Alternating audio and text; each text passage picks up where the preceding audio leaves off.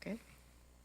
I'd like to welcome everyone to our electronic council meeting. Due to the COVID-19 pandemic, regional council is participating using physical distancing, and the majority of councillors are participating electronically. In an attempt to speed things up, we have assigned a mover and a seconder, and I will read these out, and then I will read the result of the vote.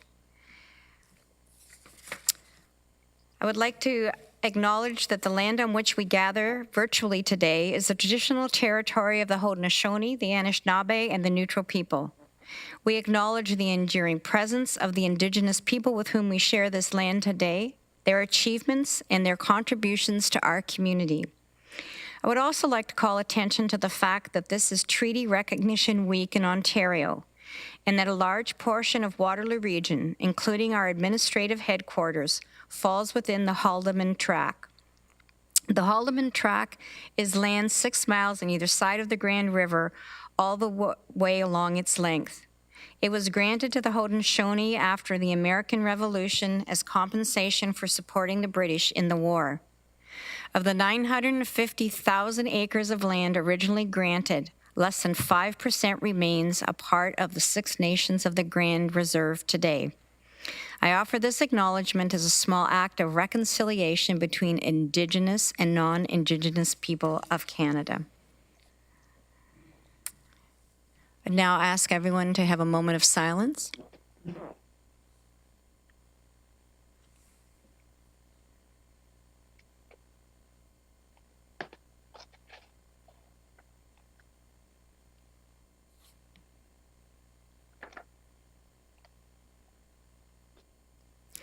Thank you, colleagues. Now we will have roll call. Stevie Natalachi is going to do the roll call. Councillor Armstrong? Here. Councillor Clark? Here. Councillor Erb? Here. Councillor Foxton? Present. Councillor Galloway? Here. Councillor Harris? Here. Councillor Jaworski? Here. Councillor Jowett? Here. Councillor Kiefer? Here. Councillor Lawrence? Here. Councillor McGarry? Here. Councillor Nowak? Here. Councillor Shantz? Here. Councillor Strickland? Here. Councillor Verbanovic? Here. Chair Redmond? Here. All present. Thank you very much.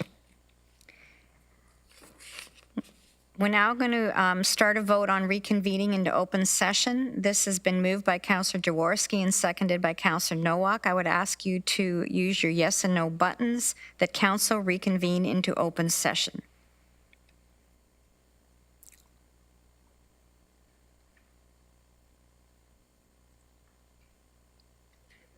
That is carried. Are there any declarations of pecuniary interest under the Municipal Conflict of Interest Act?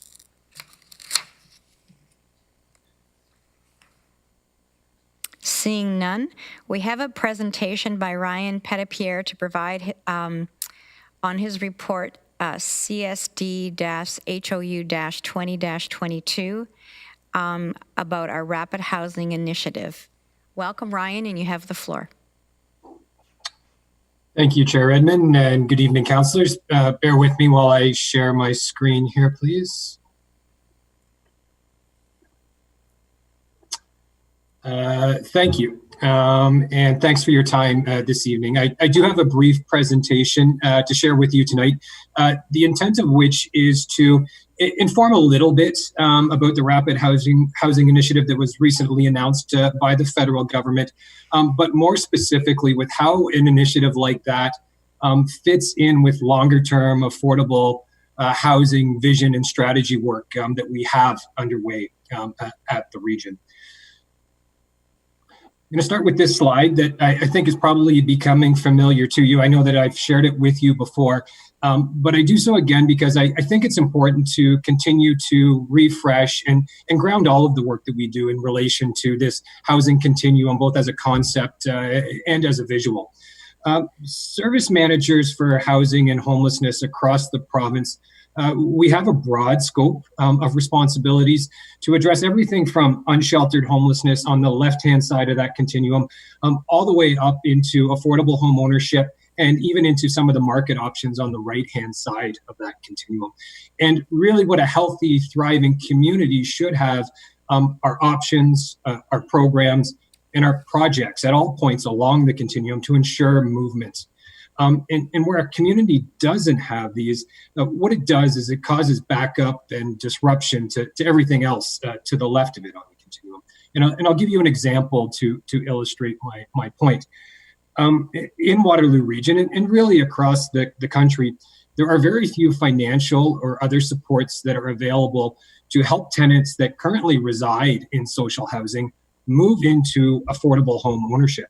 And what that does is it leads to low turnover in social housing, which means more people end up on the waiting list and more households are waiting longer for those units to open up. And we see backup in our transitional housing, our emergency shelters, and ultimately people that are living unsheltered in our community.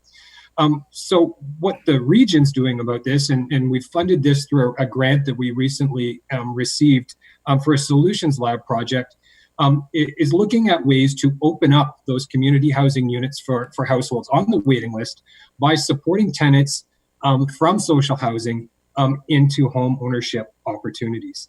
And by understanding the various needs of our community in this way across the continuum, that allows us to develop those specific targeted strategies to meet those needs and foster that movement down the right-hand side of the continuum. And meeting the housing needs of everyone in the region is absolutely critical to promoting overall community well-being. And I give you this as one small example of the way that we're trying to target our work and target approaches with different funding programs that come our way. Ultimately, we believe that communities thrive when everybody has a place to call home. And through these strategies, this is the vision that we're working towards achieving at the region of Waterloo as service manager. And all of that work gets guided by our 10-year housing and homelessness plan, its 5 strategic directions and 33 actions that are all geared towards resolving housing affordability and homelessness challenges across the region. Through the region's leadership role as service manager, which is designated by the province of Ontario, we've undertaken numerous projects and strategies in recent months even, including innovative ways to pilot projects for leveraging regional surplus lands to create affordable housing, to piloting alternative housing forms, and even reimagining our entire emergency shelter system, doubling that system's capacity and the supports that go along with it to ensure 24/7 supports for that population, and all in the midst of a pandemic. But what else are we doing? What's the province doing? What is the federal government doing currently? And as it turns out, a fair bit. And at times, especially recently, it can even feel like there are just avalanches of announcements or strategies that don't necessarily seem in any way connected or aligned with one another.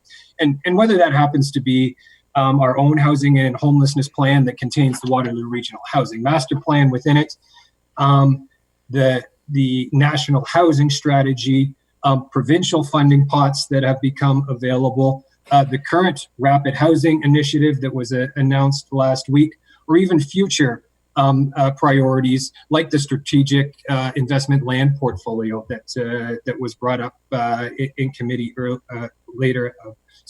late October. And really connecting all of these things in a meaningful way and leading towards a bigger picture outcome, it is the role of a service manager, or it's at least what a good service manager should be doing.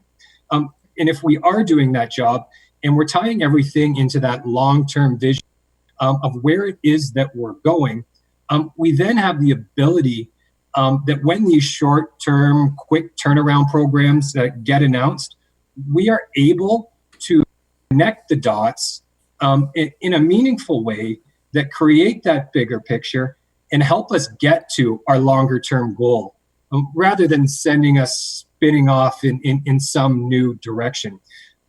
If we have that map and we have that vision of where it is that we want to go, we can connect those dots from those short-term programs to help accelerate how it is that we're going to get there over the long term. And this whole idea, although not necessarily complex about driving where we want to go, really is a change of the traditional and the historical paradigm. For years, what's driven affordable housing has been those funding pots from the province and the federal government. And what that does is it creates affordable housing in fits and starts as the funding appears. And what those programs have netted the region historically is about 50 units of affordable housing developed on an annual basis. And if we don't change that paradigm, that's exactly what we can continue to expect. And what we're proposing and what will get further defined throughout the budget process is that we do in fact change that paradigm, that we become the leaders with the plan and the vision that doesn't just create 50 units of housing a year, but hundreds and even thousands over the next 5 years. That becomes the vision, that becomes the roadmap. And then when other programs come along, like the Social Services Relief Fund, like the Rapid Housing Initiative, they get used to enhance and accelerate that work, but they're not the drivers or the sole funding mechanism that's used. The region is the driver. We then control our future in this space, and those higher orders of government funding pots, they contribute to that work, and not the other way around. And that's what I mean by changing the paradigm.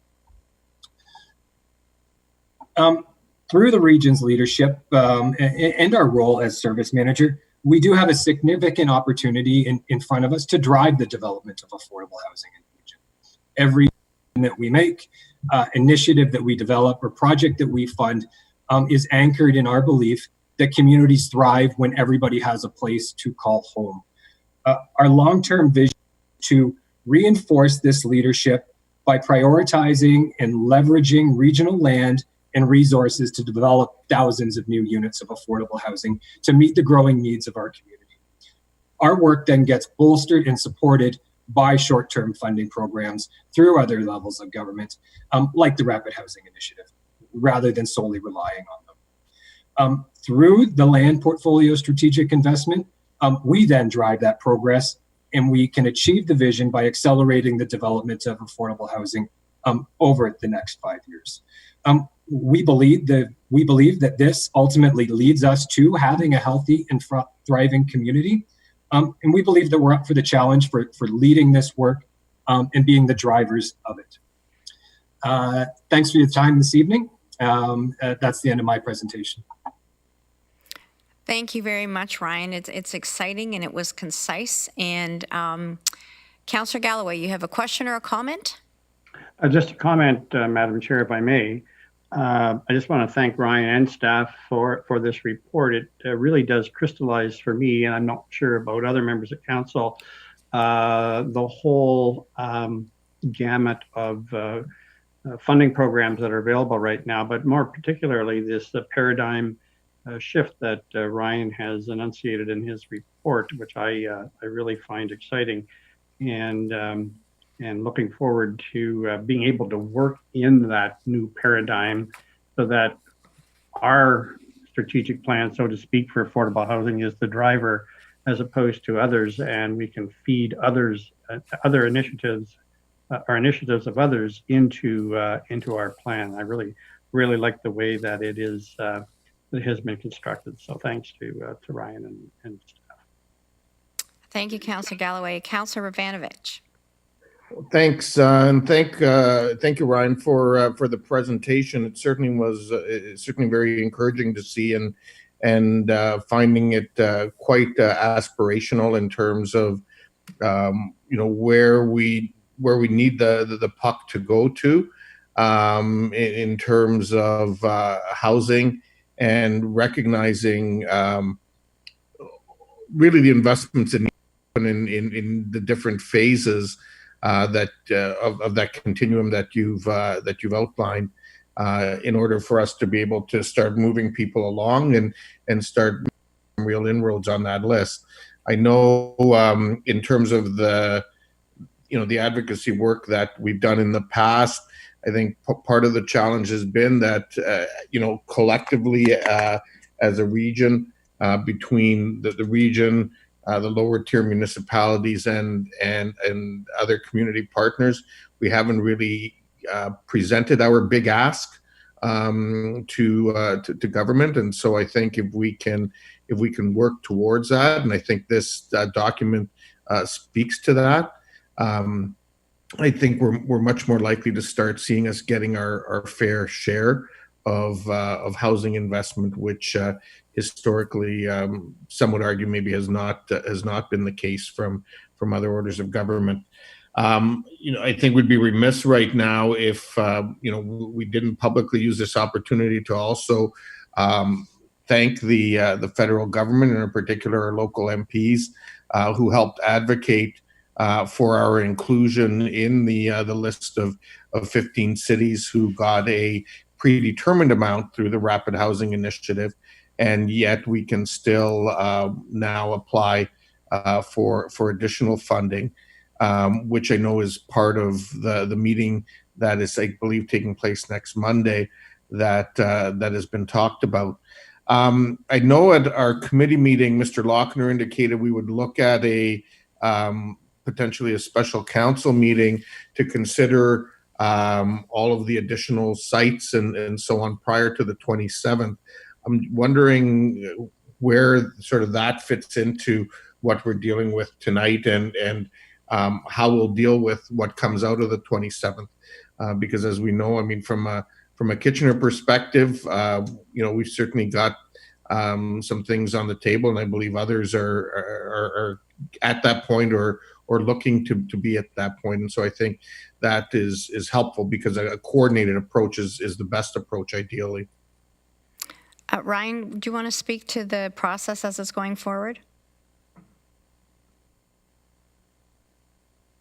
Sure, and through you, Madam Chair. So the way that the process that we have it designed currently is to work with our municipal colleagues and also all of our partners in the private and not-for-profit sector to get access to as many potential projects that are on the table as possible prior to submitting our investment plan for the 27th. We have a meeting with township representatives and the 3 cities scheduled for Monday, where we've asked everybody to bring potential projects that they're aware of, that they have on the table, and additional contributions that they would also be able to bring to the table to gather all of those projects. Between there and some other meetings with private and not-for-profit sector and some ongoing follow-up work, we plan to go through the exercise of getting all of those projects on our list that gets submitted to CMHC for consideration of the allocation dollars, but also for access to the other $500 million through the project stream. And we'll put all of those together, and those all get submitted by November the 27th, as we have the process currently mapped out. Okay, so in terms of the follow-up meeting that was referenced at committee last week of this council, how does that fit into it, and when does that happen between now and the 27th? I'm not sure that that there is a special council meeting arranged at this point. The way that we have it mapped out from a staff perspective is that we continue on this trajectory and line up the projects and submit them to the federal government to meet the deadline of the 27th. If a special council meeting is called in the interim, we can come back and present where we are in the process. But I'm not sure where that meeting fits in to the overall schedule currently. Okay. I don't know if Mr. Lochner wants to comment on it since it was him who referenced it. Mr. Lochner? So through you, Madam Chair. Whoops.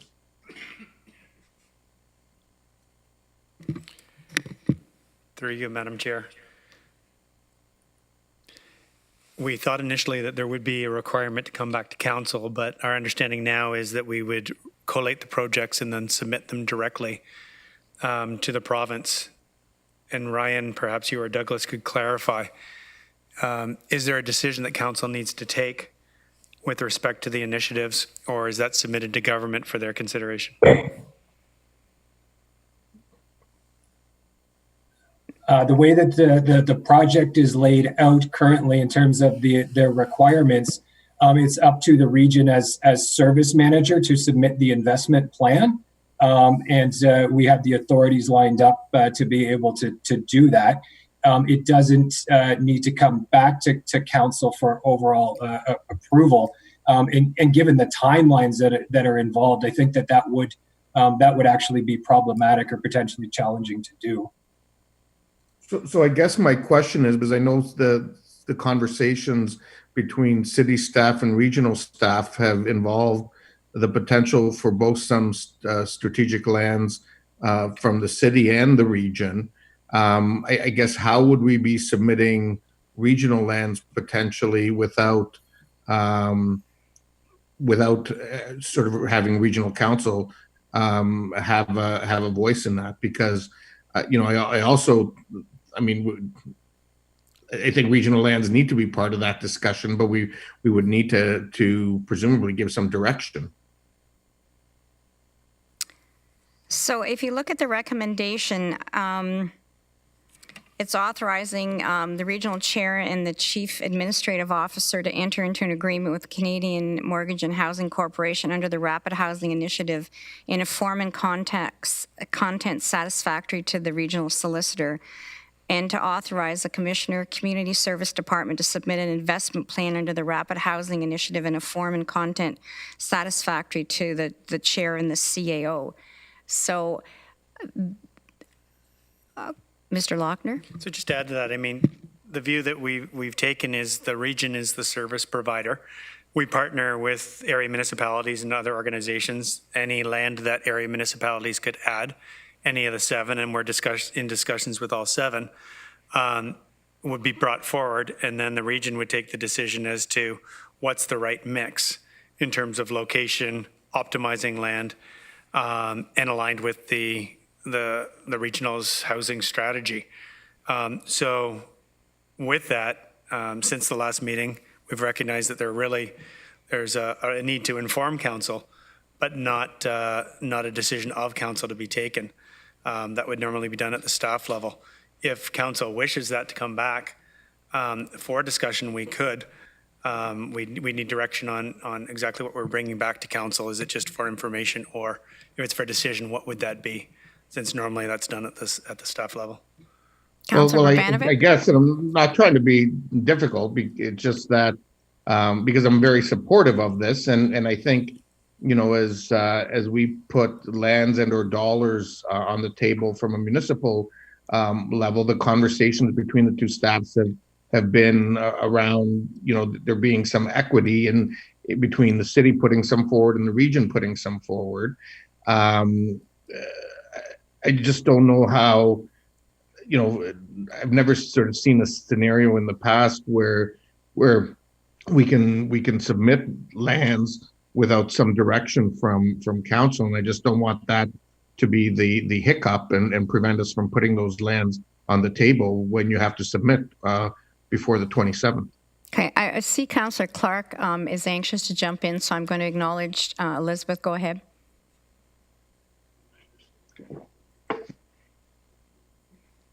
Thanks, and thank you for letting me jump ahead.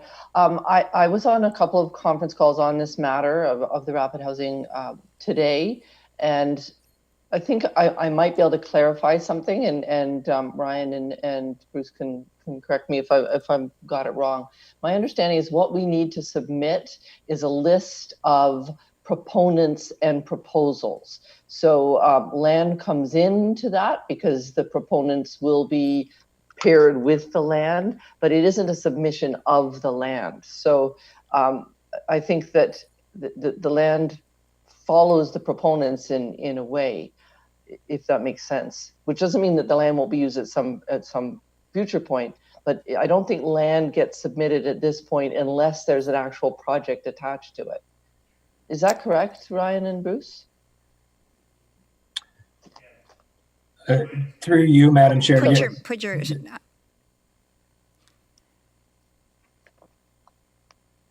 Maybe I'll take a shot at it Okay. through you, Madam Chair. Is yes, what we're submitting is a proposal. So once we have approval, that's when we would need to move forward. So, for example, if the region was putting forward property and it was necessary to declare as surplus, we would then bring that piece back through council. What's tricky in all of this, of course, is the timing and also trying to do really good engagement work also in the process. So keeping confidentiality of the properties, figuring out the timing, and also factoring in community engagement of the process. So between submission and actual approval and moving forward with a project, we need to factor in all of those timing components throughout. Councilor Hey. Bogdanovich? Yeah, so I'll leave it at that. I guess all I'll say is let's my understanding from the work that we've done at FCM and BCMC around this is that projects that sort of have specific commitments of lands and so on attached to them already are going to be scored higher and have those partnerships will be scored higher in terms of evaluation by the feds. So let's, we'll leave it with you, but if we need to have a special council meeting, I would hope that, and I'm sure the chair would accommodate staff in that regard. We would make one happen, because the last thing that would want to see is us missing out on opportunities to put in the most compelling case possible when we submit by the 27th. Mr. Bartholomew Saunders, do you want to jump in? I see you lit up your little Hollywood square. Thank you, Madam Chair. I was going to jump in, but I think Ryan covered it off quite nicely. Okay, thank you. Councillor McGarry.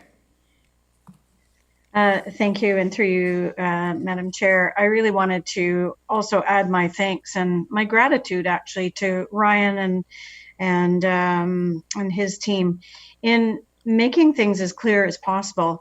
I would say that in my community, and probably in all of our communities, probably one of the top two things that people are asking us about, even at the lower tier municipality, is housing. And how do we go about moving that ahead? The infographic that you presented there is very clear cut on the number of different housing options that are out there, and on a housing continuum that really makes it crystal clear to me how these things are relating to the community.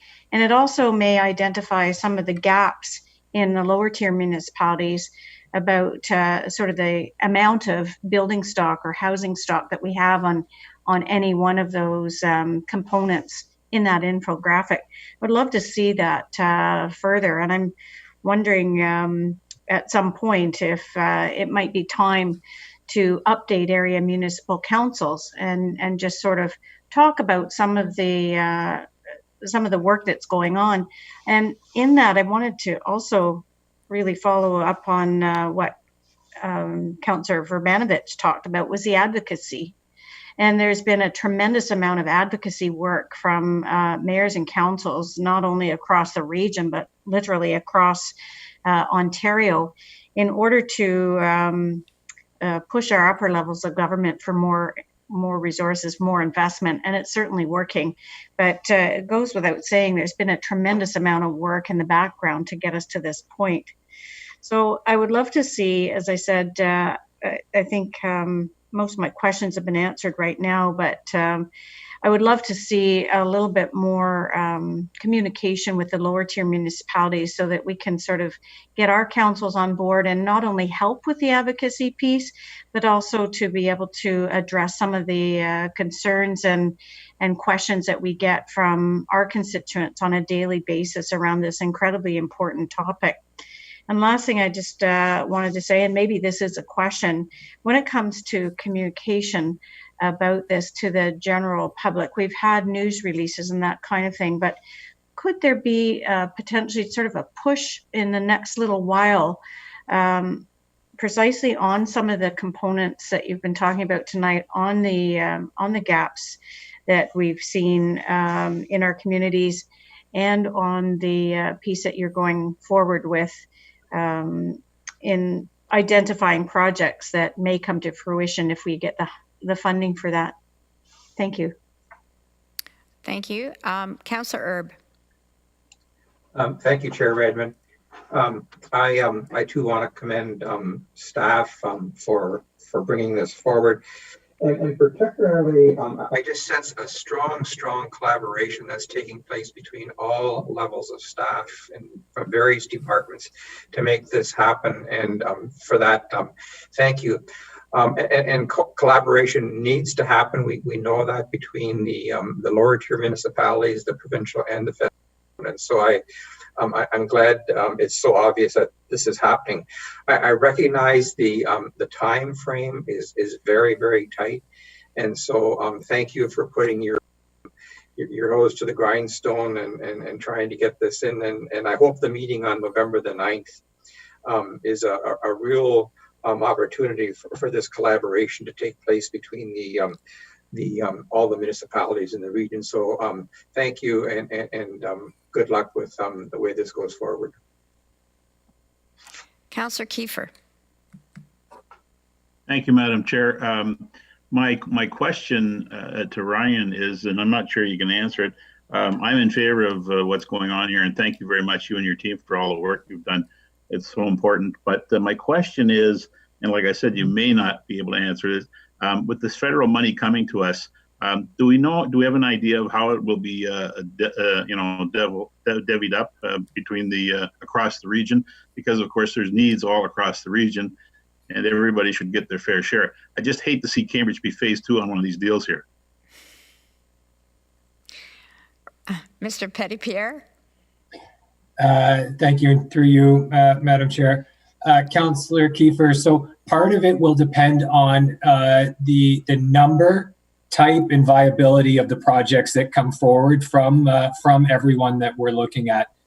We then will lay over that the criteria of the program itself in terms of the populations that they're targeting being vulnerable. So if you're thinking of the housing continuum, the housing solutions intended are to be towards that left end of the housing continuum. Ability to be financially sustainable, and also hitting the target populations that CMHC has laid out in terms of women and Indigenous peoples as well. So all of those will factor into overall evaluation. What I can say, though, is this is work that is well done. And in many ways, as you've heard me mention before, we are setting ourselves up to be well positioned for an announcement like this anyways. Whether this work fits into the Rapid Housing Initiative, either the major cities stream or the application-based project stream, or fits into many of the other initiatives or future directions that we're going as the region, we're hoping to create a pipeline and an inventory of projects that might maybe not be ready right now, not be receiving funding based on the application, but then we just simply move them along. And we'll come up with an opportunity, whether it's not, maybe if it's not through this immediate short-term program, but over the next 6 months, 12 months, and years down the road, that we've created an inventory and a pipeline for ourselves to continue to do this work. So the best that I can say is we'll evaluate and we'll put forward the projects based on the criteria that are laid out for us. We'll see what that gets us, and then we'll continue to work on achieving all of the other ones that come out of this work over time as well. So there's a lot of bits and pieces to the puzzle here, Ryan, and I appreciate you explaining that to me. But it sounds to me like, of course, it would behoove the region and the lower tier municipalities to put in as many projects as they possibly can to get a fair share at the funding. Yes or no? Thanks, Councillor Kiefer, and through you, Madam Chair. I think all of this work, like I said, it won't go to waste one way or another, and I think it's all work that is going to help us out, whether that's short, medium, or long term. I think that the projects that need to go forward for this particular program, the Rapid Housing Initiative, need to be viable and need to meet the mark of the criteria of CMHC. If you're contemplating a project, or it's months away from development, or there's some encumbrance on the property that won't meet those criteria, let's still talk about it. Let's get it in the pipeline and let's start working on it so it's ready for the next funding that drops out of the sky or can be part of our longer term strategic priority initiative, would be my best answer to that. Thanks for that, Ryan. Thank you very much. Douglas Bartholomew Saunders, did you want to add to that? Yes. Yes, thank you, Madam Chair.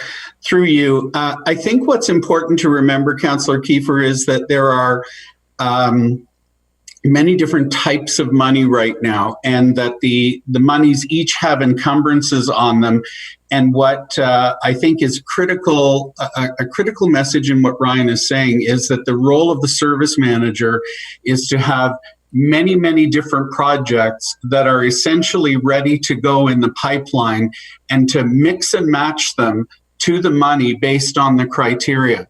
So in other words, the Rapid Housing Initiative will only support modular housing, and it's specifically geared toward, or the primary gearing is toward Indigenous populations and women. So if you've got, if we've got a project, only one project that's ready and can't be done in modular, and it can't be specifically for women or Indigenous, then we lose out completely. So what we're doing is we're putting together many different projects. They may or may not be part of the first round of funding, but they will all be dealt with over time as the money comes available. And nobody's going to miss out here. Thanks for the explanation, Douglas. Okay. Councillor Clark, you had your hand up and then you took your hand down. Would you like to add either comments or observations? You're so immersed in this. Well, the only thing I wanted to comment on is that, and not to take anything away from how amazing it is to have $8.1 million to spend very rapidly, but it costs, depending on the unit, it costs $200,000-$300,000 per unit to construct. So this $8 million is going to build us, a few dozen units, but it's certainly not going to solve the whole problem. That's something that we're going to have to continue to build on and continue to use the different assets that we have. So just that's all I wanted to say. I think that we hear 8 million and we just don't really wrap our minds around how expensive it is to construct housing, even modular.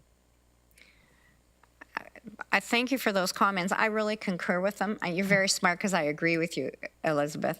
But I really do like the way Ryan sort of set the table and said that we have to have a vision and we have to have a commitment to the continuum of providing housing all along that route. And then when pots of money come in or opportunities come up, they fit into our vision. We're not whipsawing our vision to fit pots of money, but we're saying this is a long-term view. So thank you for setting the table, Ryan, and thank you, Douglas, for all of this hard work. I think that it's very exciting, and there is a real commitment on behalf of the region that this address the need that exists throughout the region, as I think Carl already said. So we do have a motion. I see no other speakers. A motion before us, moved by Councillor Erb and seconded by Councillor Galloway. I think I read most of it already, but it's that the Regional Municipality of Waterloo take the following actions to create to the creation of new affordable housing for vulnerable people under the Rapid Housing Initiative, dated April the 4th, 2020. And again, we've already discussed the stipulations and the timelines and the vulnerable communities that have been identified. So having said that, if there are no questions, please use your icons to vote yes or no for this recommendation.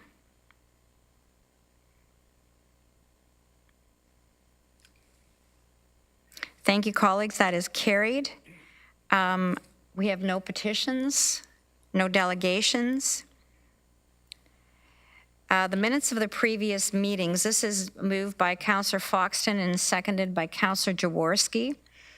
And these are the minutes from the council meeting October 14th, 2020, closed council October 14th, 2020, Board of Health October 20th, 2020, Committee of the Whole October 27th, 2020, and closed Committee of the Whole on October 27th, 2020. Please use your icons to vote.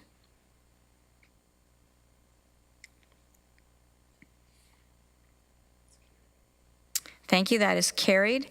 Next, we have communications and council information package dated October 28th, 2020 was distributed electronically.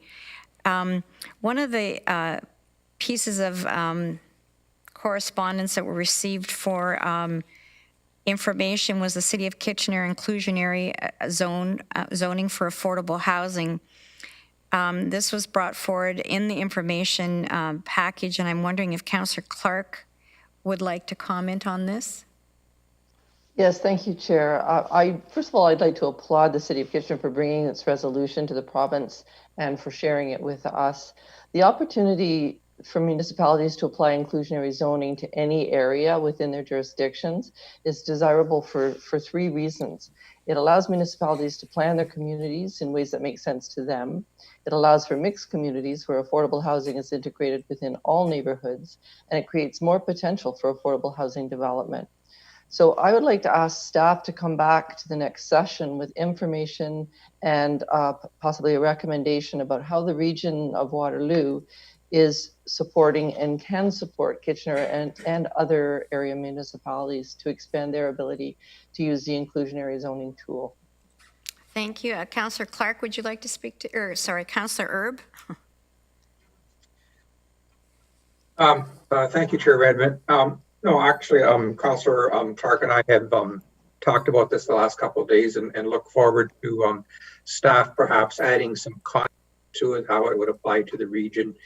And again, back to the collaboration, hopefully this is something that we can encourage the other municipalities in the region to consider as well, so that we don't, when we do create affordable housing, it's dispersed throughout the whole community and we're not creating it in specific spots. Thank you. Councillor Vanovic. Thanks, Chair Redmond. I just want to thank Councillor Clark and Councillor Erb for engaging me in the in some of the discussion on this in recent days. I think it is a great opportunity. I know both Cambridge and Waterloo are looking at the inclusionary zoning piece as well, and so this is something to consider. But I think, you know, as we go forward and reflect back on some of the planning decisions of the 70s that tended to put you know, all the affordable housing in clumps in certain areas.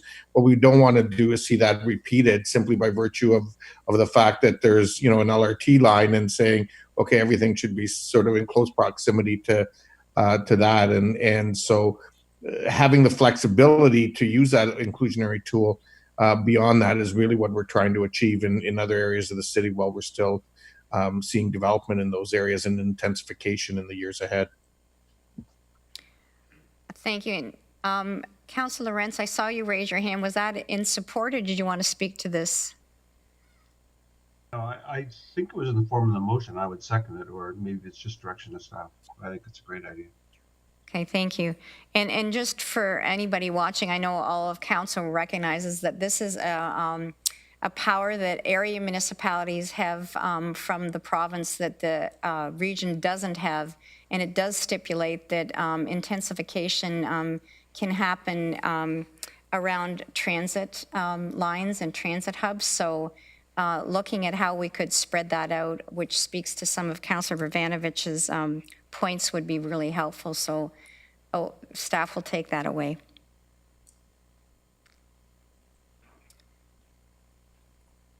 I'm assuming that that's direction to staff. We don't have to vote on that. Okay, thank you. That will come back.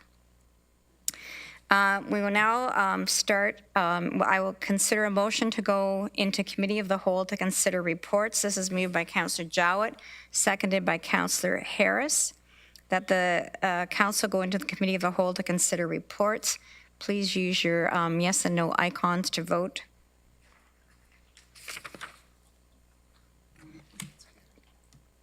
Thank you, colleagues. That is carried. Under reports, I'll now entertain a motion to accept all of the finance reports, items A through G. If anyone has comments, please raise their hand. I see Councillor Strickland. Go ahead. Thank you, Madam Chair. I'd like to take the one with respect to the airport separately.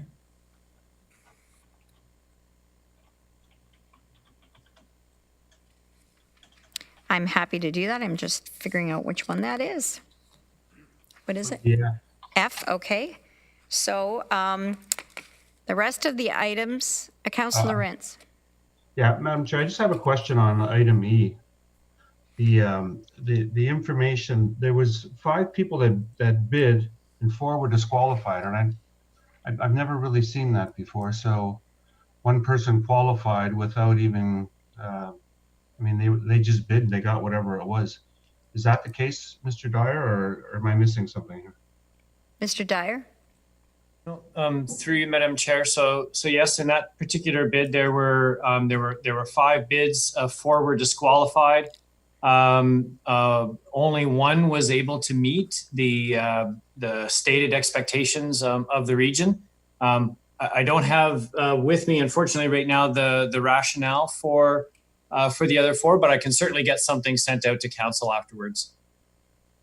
Okay, I guess I know in the past that we've tried to work with people that have bid if their bids were, you know, if they needed some assistance or, Yep.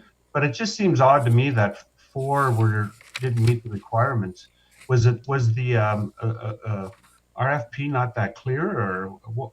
Like, it just puzzles me, and I've never seen this before, and I've been around. Yep. Oh, it does happen occasionally where a certain number of bidders are disqualified. So I don't think it was a case of the RFP document not being clear at all. I think it was a case of the bidders just not being able to meet the requirements. But again, I'll provide the specifics separately to council. And just further on that, how do you not meet the requirements? Don't you just submit a bid then if you can't meet the requirements? Or do you think they made an attempt to meet the requirements? Because, you know, you may have 20 people get the document and say, well, we can't do this, so they don't bother submitting. Anyway, I look forward to the information. It just seems very odd to me. Thank you. Okay. Thank you. That information will come back. Councillor Galloway. Yes, Madam Chair, on the same item, this is a bit of a long shot, but I was curious, is this service, is it just for the rental of space, or is there a handling and management component to it as well? And the reason I'm asking, and this is the long shot piece, is we recently were discussing our emergency bunker building on King Street East in Kitchener across from the Freeport Hospital. And I was wondering whether or not, you know, the staff are going to come back to us with a proposal whether to demolish it or whatever, and whether or not that facility would be a good storage facility for this kind of thing. Maybe it's not suitable for this kind of thing or other storage uses. When I read the report, it just came to mind whether or not that facility might be suitable, and we would use the money that we would otherwise be spending on this contract to do some renovations. But I acknowledge maybe there is some handling and management of the materials that we're also paying for in this contract. I'll let Mr. Dyer weigh in. He looks like he can't wait to. well, through you, Madam Chair, I have to, you know, be honest. I'm not sure of the specific requirements set out. What I might ask is my colleague, Ms. Fletcher, who I think is much closer to this operationally, to provide perhaps a bit of insight on the service that has been procured through this bid. Mrs. Fletcher? So we require offsite record storage to house documents that have not met their full retention. So there is an annual kind of process of, and sometimes it occurs on a weekly process of sending boxes of storage material to offsite. And the offsite storage center has to be temperature controlled, and there is actual accessioning and deaccessioning of records from that particular site. And so this contract includes both police and the region of Waterloo Corporation. So it's a two-component bid. But there is absolutely work on the provider's end about pulling boxes as we require them and then restoring them as we undertake, send boxes back into inactive record storage. Then there's also the deaccessioning piece, which includes the actual destruction of records when the records have met their full retention period. We pay for an extra fee with respect to that kind of destruction that does occur, but it's all part of the same contract. So, Councillor Galloway, I would concur with you. That was a really long shot. Yeah, it was a bit of a long shot. I'm not sure that our building on King Street is environmentally controlled. No. Do you have any further questions? Using your garage, Tom? Using your garage, is that what you were thinking? We could do that for a lot less money. Okay, so Councillor Rentz has moved and Councillor Kiefer has seconded all of the reports from A to G save F, which is about a temporary airport terminal building expansion. We will take that separately at the request of Councillor Strickland. So all those in favor of the finance reports, please indicate.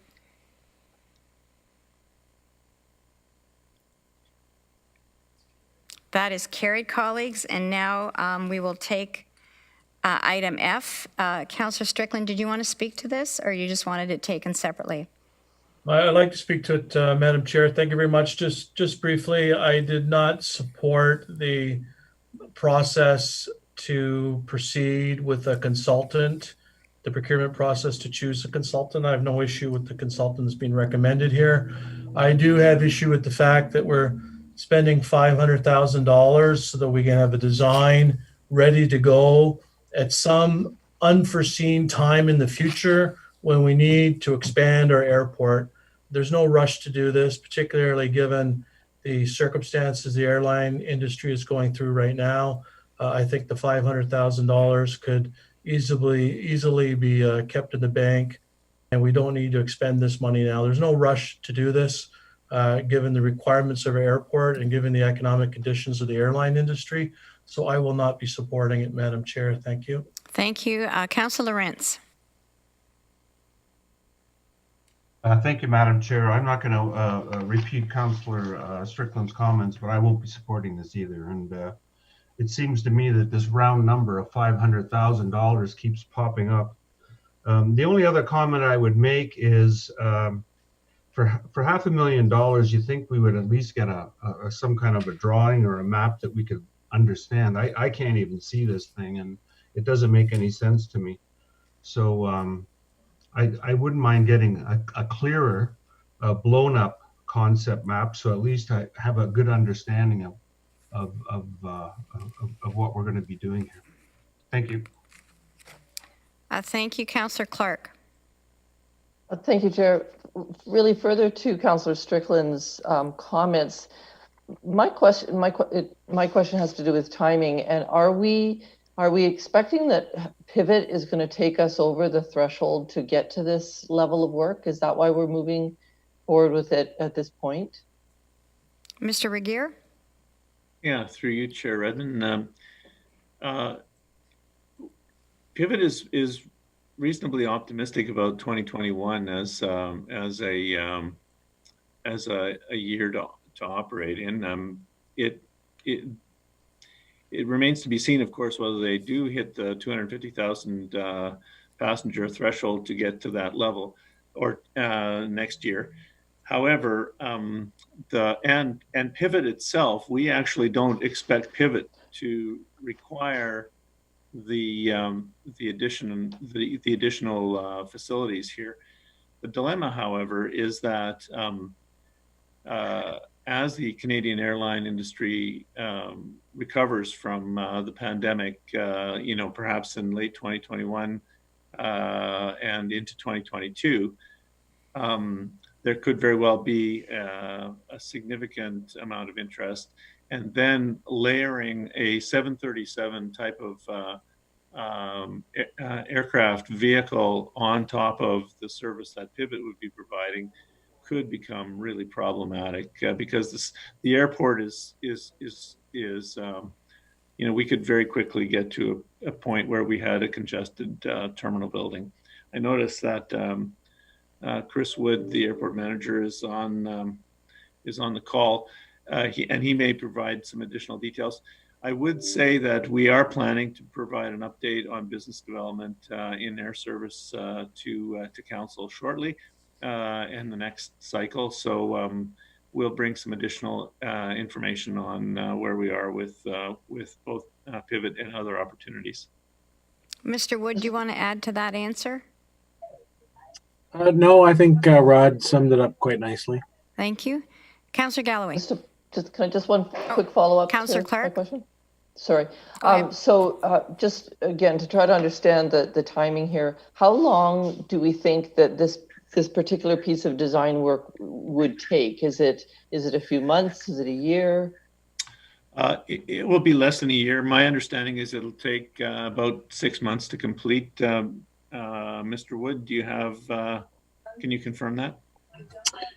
Yeah, I think between 6 months and a year, I would say. We are also looking at a building structure as part of this as well, or a different material. So there's a bit of couple moving pieces to this. So it's a little bit unusual. Thank you. Councillor Clark, okay. Councillor Galloway. Thanks, Madam Chair. I do want to remind council that the airport master plan anticipates exactly this, that we will be doing. I mean, if we want to keep to the master plan says that we will do the necessary planning.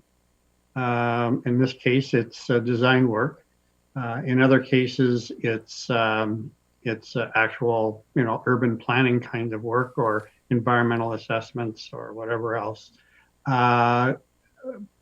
before each trigger is met, so that when the trigger is met, we are nimble and able to move quickly. And we know that there is some risk involved in that. But on the other hand, if we want to capitalize on this kind of business that we operate out there and be nimble enough to be able to respond to the ups and downs of this particular industry, we need to have these things kind of in place on the shelf. So if one day, and we all understand how these triggers can get met very, very quickly with one or two airlines, sudden, that we're able to move quickly to put into place whatever infrastructure or planning that we need to put into place to respond to it quickly and be able to take advantage of the opportunity that is landing on our doorstep. So we know we have a couple irons in the fire, not just Pivot, and I think it would be prudent to go ahead and get this work done. It might sit on a shelf for a period of time, but whenever it's needed, it'll be there and we'll be able to respond quickly. That's the way the master plan that we all approved is constructed. Some people may not have agreed with that, of course, and that's fair, but that's the way it is constructed, that we would be taking these kinds of proactive steps to put pieces of the puzzle together before the triggers get met, and then when the triggers get met, we're able to move quickly. Thank you. I'll give Councillor Strickland the last word, and then I'm going to call the vote. Councillor Strickland? Thank you, Madam Chair. I really appreciate the reminder about the master plan from Councillor Galloway.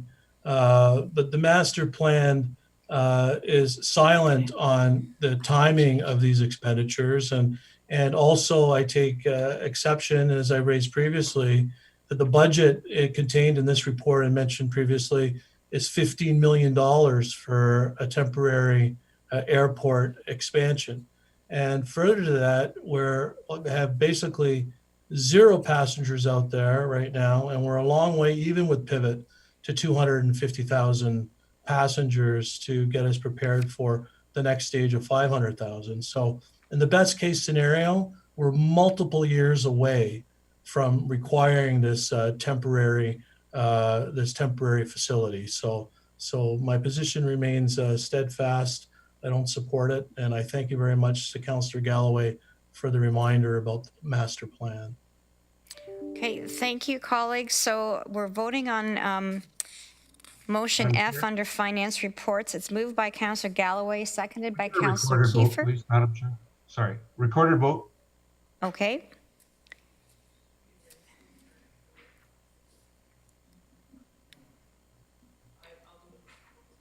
Hang on one moment and we will do a recorded vote.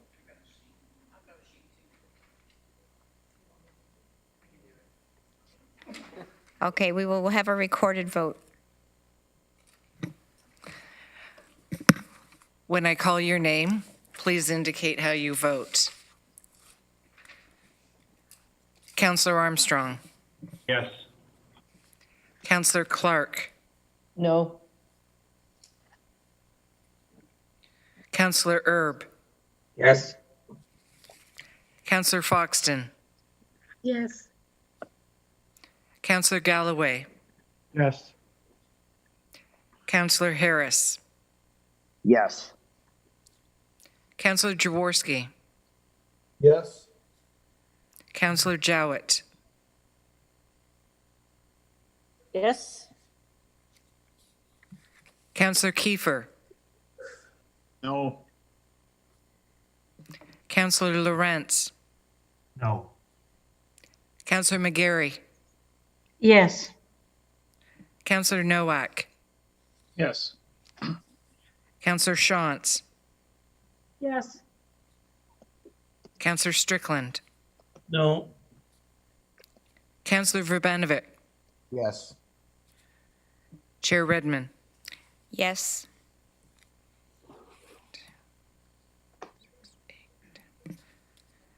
The vote is carried. Thank you. I'm going to, because I am assigning movers and seconders, and Councillor Kiefer did not support that motion, I'm going to suggest that that was moved by Councillor Galloway and seconded by Councillor Armstrong.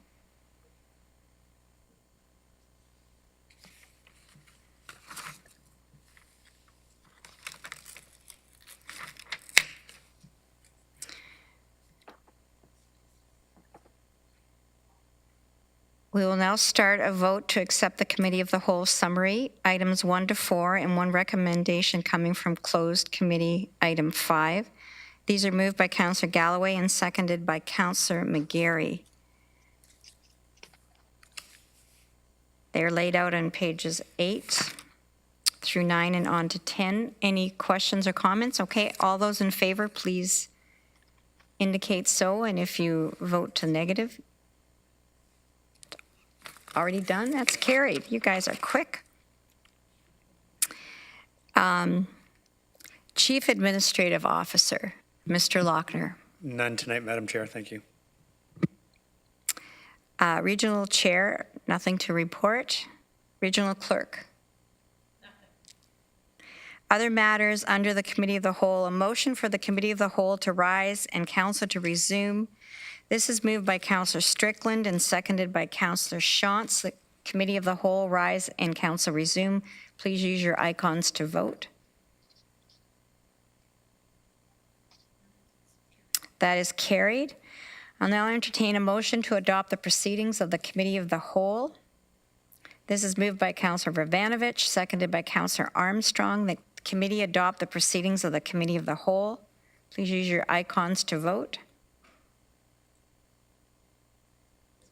That is carried. There are no motions, no notices of motion, unfinished business. Other business. Has anyone any items to bring forward at this point in time? Any? Oh, Councillor Armstrong.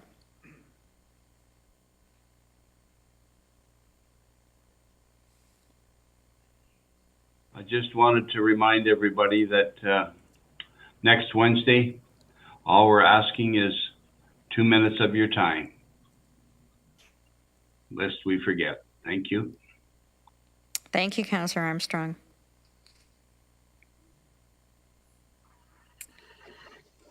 I would now entertain a motion to enact the bylaws first, second, and third reading. These are moved by Councillor Clark, seconded by Councillor Erb. They are written before you. There is a bylaw to authorize a borrowing upon amortization debentures in the principal amount of $1,263,000 for capital work for the regional municipality of Waterloo.